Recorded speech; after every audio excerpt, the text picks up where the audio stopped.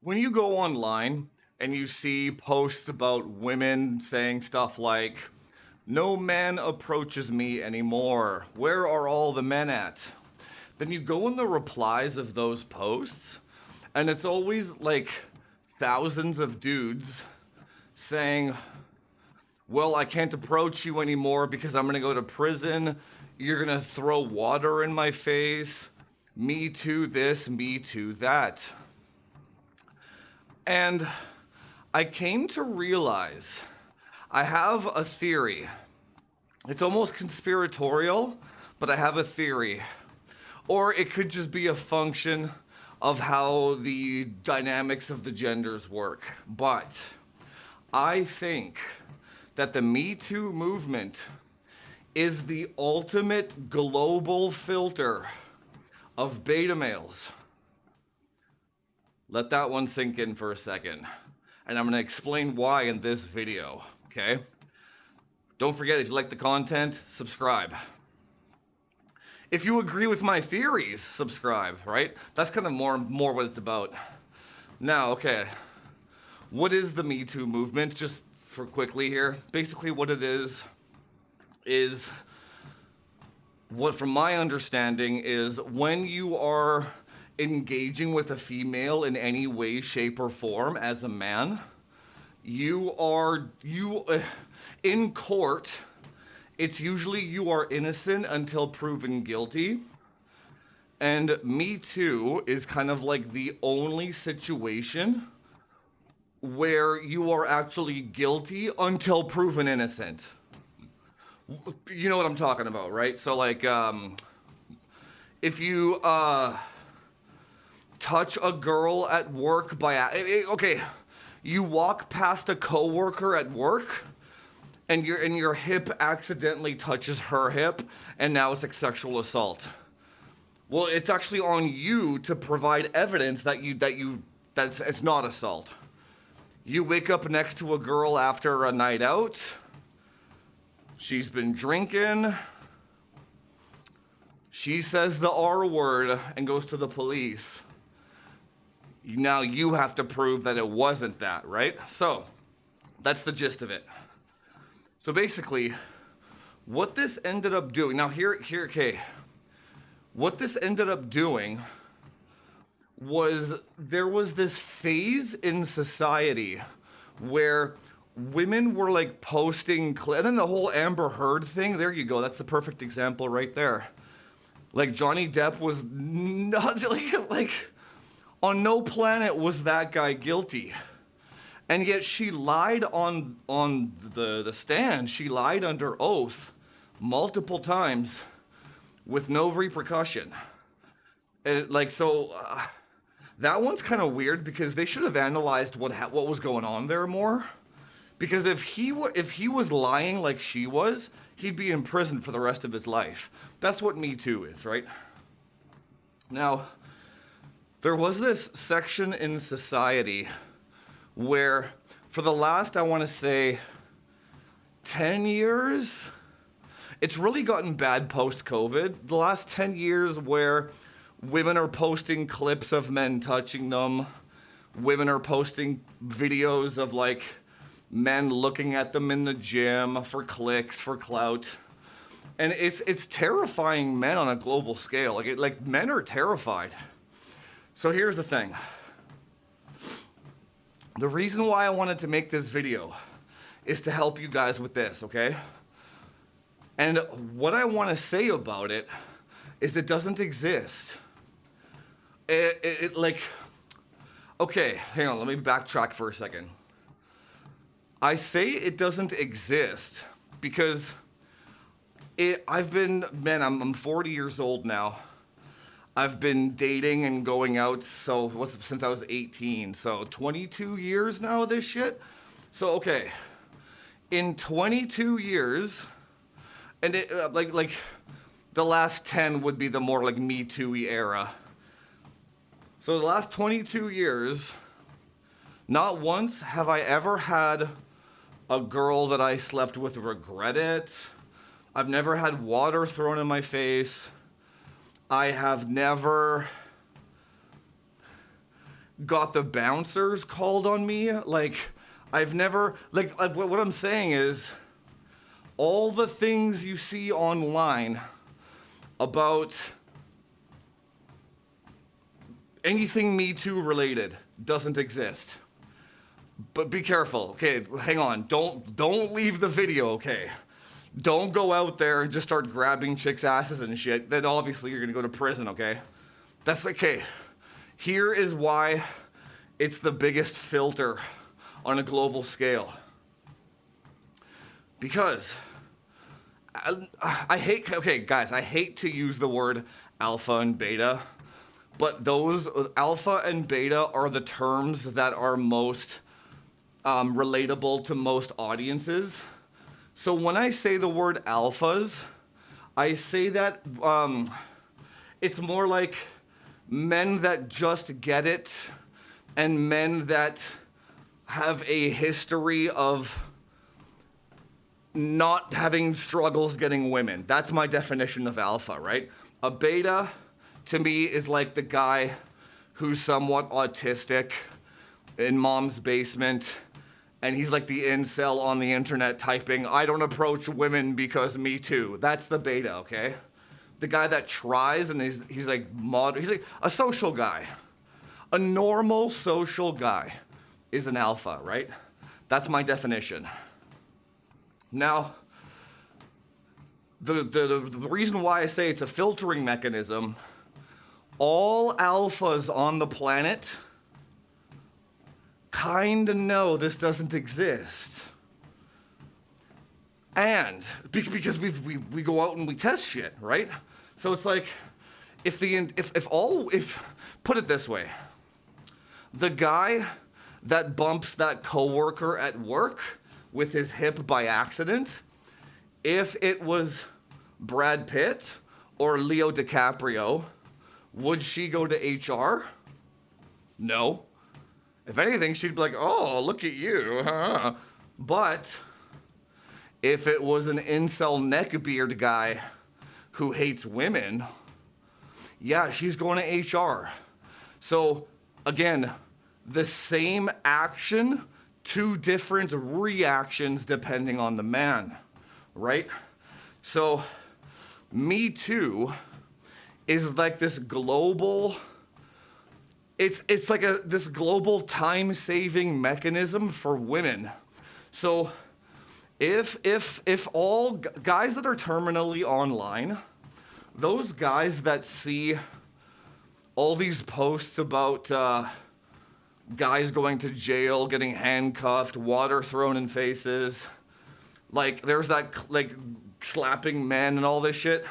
If that's all you see, yeah, you're not gonna go out and try to talk to women because that's the only perception you have is one of Me Too. So you're like, damn, that's what it's like. Okay, if you're like an 18-year-old kid, I say kid, but like an 18-year-old like young man, and that's all you see. Oh, well, you have a little bit of a grace because you actually don't know any better. You didn't really have any time to go test it, right? But if you're like in your 30 or up, or like mid-20s and up, yeah, that's a problem. So basically what it does, if the feminist and Me Too movement kind of inject this idea on a global scale or a Western scale, they inject this idea and they're like, if you talk to me, you're going to prison. And guys see that, well, they've just automatically eliminated 70, 80% of men from even trying. But what does that actually do, though? What that does is that leaves the top 20% that know better. So it actually saves women time. Okay, so put it this way. Here's the craziest thing about this. If you were a woman, you would want this mechanism to be in place, wouldn't you? Because think about it. So let's say you're a woman. Let's say I usually try to come from an angle of always put yourself in the other person's shoes, right? No human should suffer for the benefit of another. That's just how I roll, right? So if you were a woman, or if you had a daughter, think about if you had a daughter and you were trying to coach your daughter on this messed up dating world that we have, right? You'd be like, I'm glad that mechanism exists, because when, let's say a woman has to go to work for 8 hours a day, she has to come, let's say she only has like 2 or 3 hours a day for like dating. Now, if a woman only has 2 or 3 hours a day for dating, like online dating or like socializing or whatever, and that pool of 80% of MeToo men are in that pool, well, damn, she has to spend a lot of that time filtering them out herself, right? It's like, damn, loser, loser, loser, loser, right? But if MeToo exists as this like overarching umbrella of filtration, right? Then the matches and the men that are approaching her are automatically like social proofed into the top 20%, because they know MeToo doesn't exist. Now, when I say MeToo doesn't exist, what I mean by that is MeToo doesn't exist for the top 20% of men. When I say top 20% of men, what I'm saying is normal guys. Guys, the bar for being in that top 20% is so unbelievably low, okay? Like I told you in that a couple of videos ago, I got that buddy of mine who's like super obese and fat and short and Asian. He crushes it with women. He's just a social guy. He's just normal. He's broke. And he lives with his mom. Dude, okay, bro, dude. He lives with his mom. He's broke. He's short. He's fat. And he's Asian. It's like, this is like, you would think that this guy would be in like the bottom 10%. Nope, he's in the top 20. Because he just makes them laugh, okay? He's never gotten Me Too'd. What it comes down to is social awareness. Okay, we're gonna get into let me tell you about the tactics part of it and like the actual tangible advice part of it, right? So you got the idea that Me Too is a filtration system. It's a time-saving mechanism for women. That's all it is. Here's the thing. You do get some crazy ass cases like Amber Heard where the woman will weaponize Me Too against you. That's a tough one. Maybe we'll save that for another video. What that basically is that's kind of your fault because you stuck your dick in crazy. What I mean by that is like you probably stuck your dick in a chick who's bipolar. You gotta be really careful with that shit, man. Like, don't just stick your dick in anything because you're horny. That's how you get in trouble, okay? But and then you break up with a girl and she was obsessed with you. Well, yeah, you hear stories of that all the time, right? In divorce and stuff. The woman will weaponize everything against you when she's hurt, right? So, we'll save that for another video, but don't hurt them. That's not the plan. That's not the point, right? Now, here's the thing. If Johnny Depp was single and only slept with Amber Heard, would she have acted the same way? Nope. So, anyway, down to how do you actually navigate this as a guy, okay? Okay. You're not gonna like this advice, But if you are a younger guy and you have no experience talking to women, you have to go to the bar. You have to. Or clubs. I just can't think of another way where you can get as much experience in such a fast amount of time. There's just no way, man. And I know probably everybody clicked off the damn video as soon as I said that because nobody wants to put in the work, right? Or they think it's scary for some reason. But here's the thing. If it helps, do it in a different country so you can't get in trouble. Start there. Like fly to Europe somewhere. Fly to France or something like that, right? The reason why I say that is because bars and nightclubs it's almost expected that there's gonna be creeps there, so you don't get in trouble for being a creep there. Does that make sense? So if you're like a brand new guy and you go to a bar or something and you have no social awareness at all, you're touching chicks' asses and stuff, worst case, you get thrown out by the bouncer. And then nothing bad happens.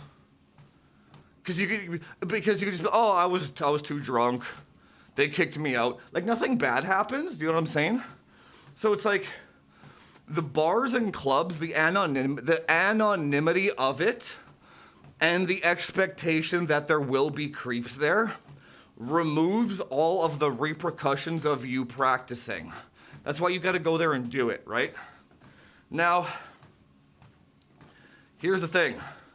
I actually don't know how to help autistic guys, but for anyone that can actually read some kind of a social cue at all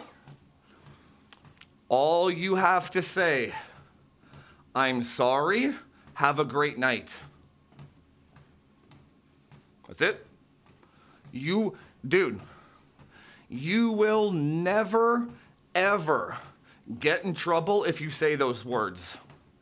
If a woman seems mad or angry or she's not receptive to your approach at all, this goes for the daytime, this goes for, I wouldn't do it at work. That's a bit trickier, but don't do it at work. Do not do it at work, okay? Actually, I have a story about that. I approached a chick at my old day job last year, actually. Nothing bad happened. She was thrilled about it. But I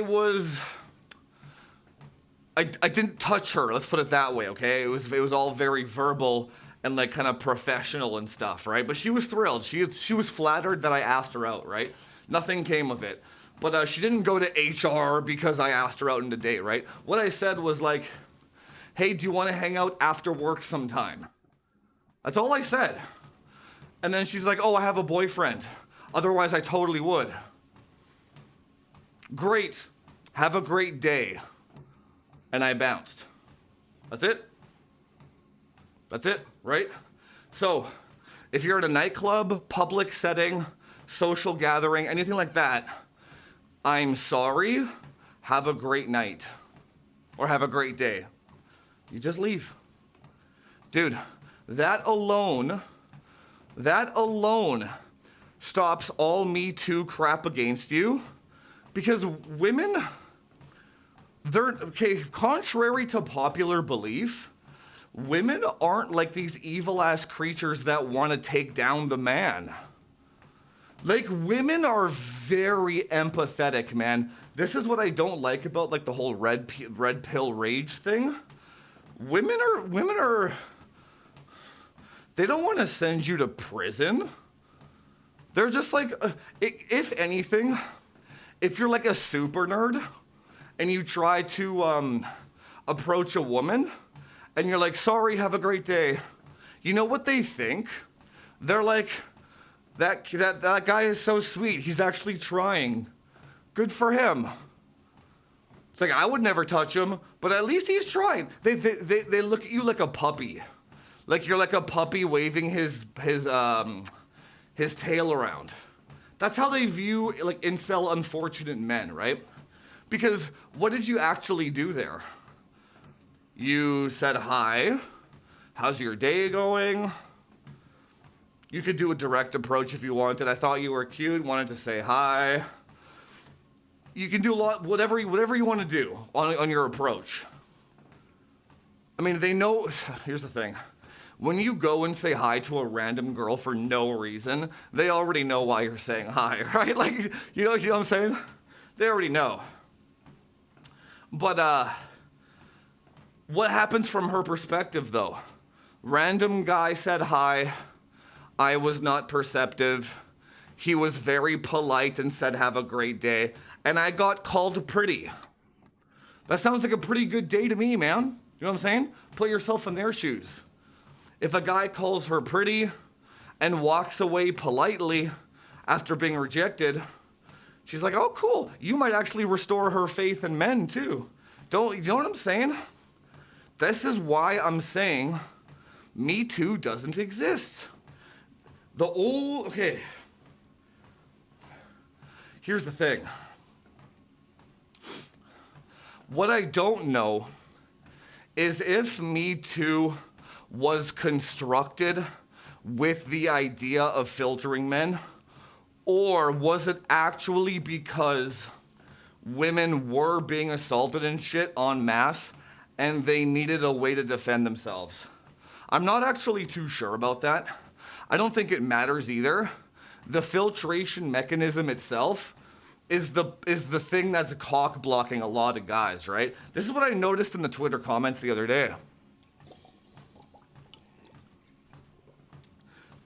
So you know how I'm the kind of guy who is always like, believe nothing, test everything yourself. You know what I'm saying? So when I go through these comments of the Me Too people, and I see all, like thousands of them, thousands of dudes. I can't approach women because Me Too. What am I gonna do? Say hi and get thrown in prison? All these like dumbass comments, man. I'm like, incel, incel, incel, hasn't tested it, hasn't actually said hi to a woman ever. Because here's the thing. No human is unique. And what I mean by that, the experiences that we have are not unique, right? So when a man gets rejected by a woman, we all know what that feels like. When you get your first lay on a night out, we all know how the triumph, I mean, if you've done it before, but the triumph and success of courting a woman the same night and sleeping with her is an unreal feeling. Do you know what I'm saying? And we all know what that feels like. So like, when you see a comment from a man saying stuff like, I can't approach a woman without you filming me and putting me on TikTok, I'm like, that guy has never left the basement. You already know, like I already know. Like I'm like, hasn't tested it. Because anyone who has tested it will come to the same conclusions. That's the glory of testing shit yourself. People that test it usually come to the same conclusions. Now there are exceptions to the rule. Like if you have like an arm missing from war or something, that might, you obviously can't have the same. When I say stuff like this, I mean like 90% of people have the same experiences. And then there might be 10% that are like way off, where they have something crazy about them that makes their experience very unique. What I'm saying is, if you are a normal man with all of his limbs and a fully functioning brain, you fit in the 90%, okay? And the lesson here is, do not let Me Too cock block you from trying. You always have the safety net of I'm sorry, have a great day, and walking away. You saved a lot of money on your prison time by switching to reverse and walking away, okay? You know what I'm saying? Anyway, that's what I wanted to talk about in this video, okay? It's just this thing that's been bothering me for a while about this whole MeToo shit, and it's really starting to piss me off because I'm like a nobody. Obviously, I can't tell men en masse that it's not a thing. And I'm pretty sure if you did tell men that, like let's say if I was Andrew Tate and I was saying that, or if you were one of these very large influencers, who's that Fox News guy? I can't remember his name now. Well, let's say if I was one of these guys and they were like, yeah, if you're just normal, go ahead and talk to women, it's fine. Me Too doesn't exist. If they said that, they would be canceled. That's kind of like the pro of actually being a smaller creator to a certain regard. The smaller you are, the more truth you can tell without actually getting in trouble because you don't raise any radars or red flags. It's the exact same thing with the Saikuno video in the last one, where like, he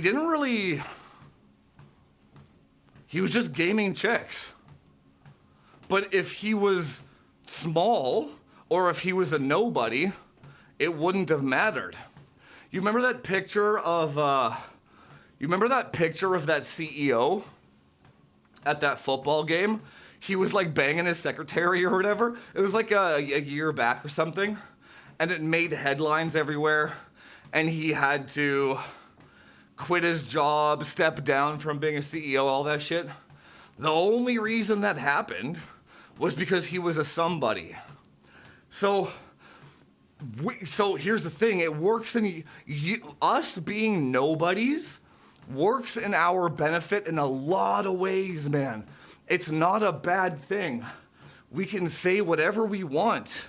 We can do whatever we want. We can practice, we can test.